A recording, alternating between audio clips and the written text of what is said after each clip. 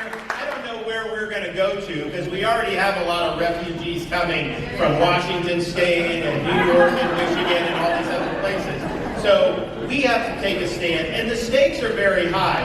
When I ran for first time I ran for office was 2012, I'd never run before, running for Congress, and I ran largely to oppose the administration of Barack Obama. And even prior to that, not connected to me running, but I had actually written a book that about a dozen people have read. Actually, they go for a lot of money on eBay now. I was not getting those royalties back in 2011, but nevertheless. But I laid out why what he was trying to do and what the left was trying to do was fundamentally antithetical to the founding principles of this country.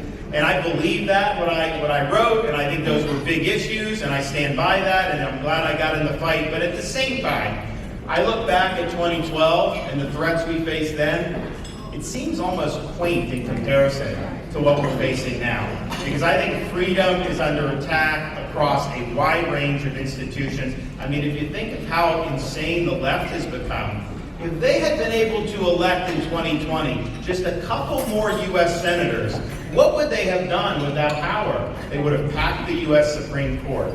They would have made D.C. a state so that they could have two radical left-wing Democratic senators elected effectively for life. They would have abolished the Electoral College so that California would be able to elect the president every 4 years. And they wanted to federalize ballot fraud and ban voter ID in every single state in this country.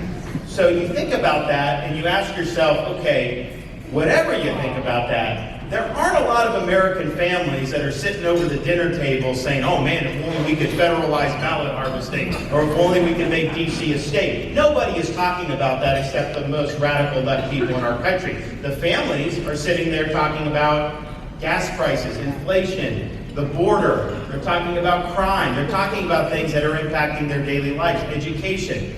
And so they're doing that. That is an agenda for a movement that is not just looking to score policy victories. They want to render the conservative half of the country second-class citizens. They want to lock us out from having any real meaningful voice in the government. And they're playing for keeps. And what are they playing for? What's motivating them with this? Well, they have this new, relatively new iteration of leftism with this woke ideology. And if you look at what woke ideology is, I mean, woke ideology is something that will not say that it's bad for a man to compete in women's sports. A woke ideology will say you should teach kids to hate the country and hate the founding fathers and all those other things. The woke ideology says take down statues of Theodore Roosevelt and Lincoln and Thomas Jefferson and take George Washington's name off schools. What are they trying to do? They're trying to erase history. They're trying to delegitimize the founding principles of this country, and they want their leftism to basically be the foundational principles of our society.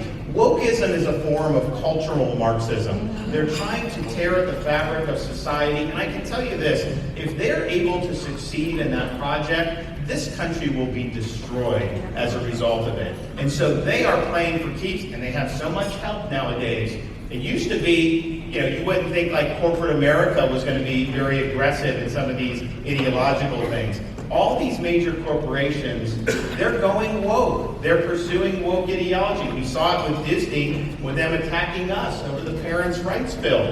You see it in the Georgia voting rights, the voter ID legislation they did last year. When they moved the All-Star game, you have Coke and Delta and all these companies virtue signaling and bowing down to the left. You look at big tech and what they're doing. 10 years ago, when we talked about big tech, we would have liked big tech and these platforms because it let us go around the legacy media. We didn't have to worry about CNN or New York Times or any of those. And it was an open platform and we could kind of share information as we saw fit. Well, that has changed.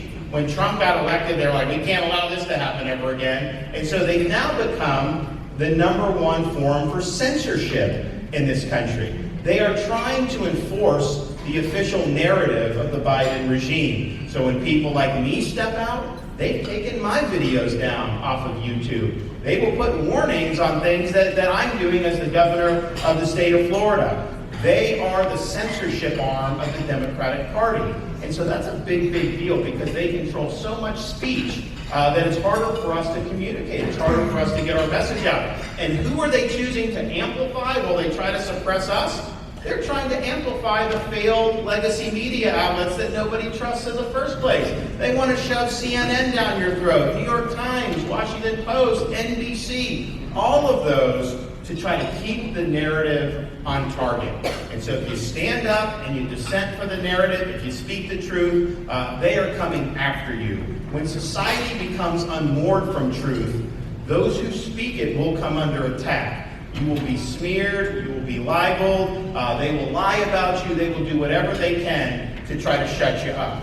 And the good news about this is even though this wokeness has infected so many different institutions in our society, it really is an elite-driven phenomenon. It's a mile wide right now, but it's only an inch deep. And so if you have people that are willing to stand up and fight back, the people are with us on this. And you can win these fights. And we have won these fights.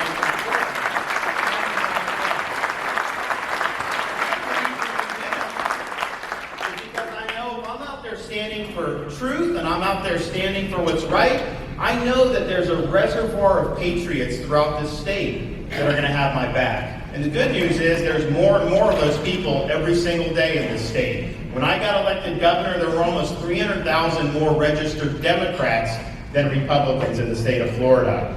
Today, we are on the cusp of having 100,000 more Republicans.